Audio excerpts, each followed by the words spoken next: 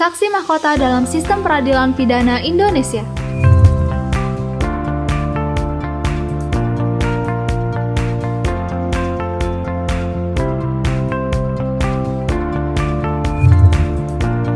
Saksi mahkota adalah seorang tersangka atau terdakwa dalam suatu perkara pidana yang memberikan keterangan sebagai saksi terhadap terdakwa lain dalam perkara yang sama.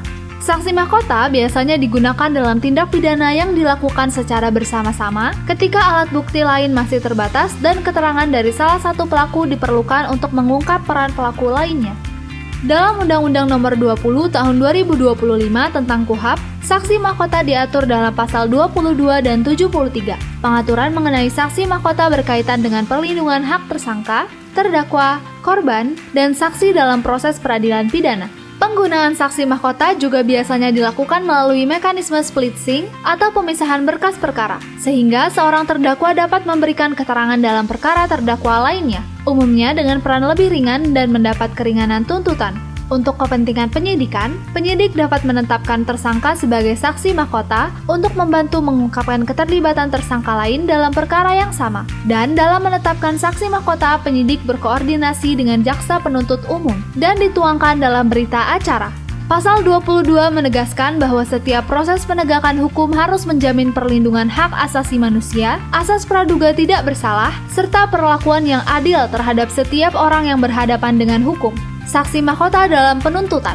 JPU dapat memberikan keringanan dari tuntutan pidana kepada saksi mahkota yang patut dipidana, yang membantu mengungkapkan keterlibatan tersangka atau terdakwa lain dalam perkara yang sama.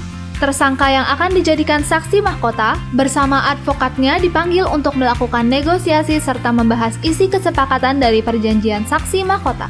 Dan hasil dari kesepakatan perjanjian dibuat secara tertulis yang ditandatangani JPU, calon saksi mahkota, dan advokatnya. Keterangan yang diberikan harus dilakukan secara bebas, sadar, dan tanpa tekanan dari pihak manapun. Pasal ini menjadi dasar perlindungan hak asasi manusia dalam proses pembuktian pidana. Penuntut umum wajib memastikan bahwa penggunaan saksi mahkota dilakukan secara proporsional, objektif, dan tidak melanggar hak-hak terdakwa dalam proses peradilan pidana. Pasal 142 sampai pasal 148 KUHP memberikan perlindungan atau hak khusus bagi tersangka atau terdakwa, saksi, korban, perempuan, maupun penyandang disabilitas serta lanjut usia yang berhadapan dengan hukum.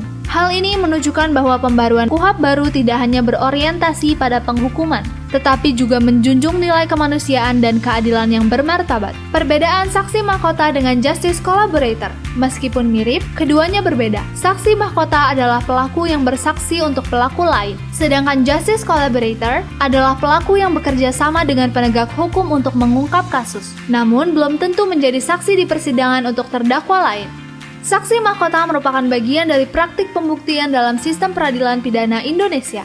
Namun, penggunaannya harus tetap dilakukan secara hati-hati, profesional, dan sesuai prinsip perlindungan hak asasi manusia. Melalui semangat pembaruan dalam KUHP baru, penegakan hukum diharapkan tidak hanya mampu mengungkap kejahatan, tetapi juga menjamin perlindungan hak asasi manusia dan keadilan bagi seluruh pihak.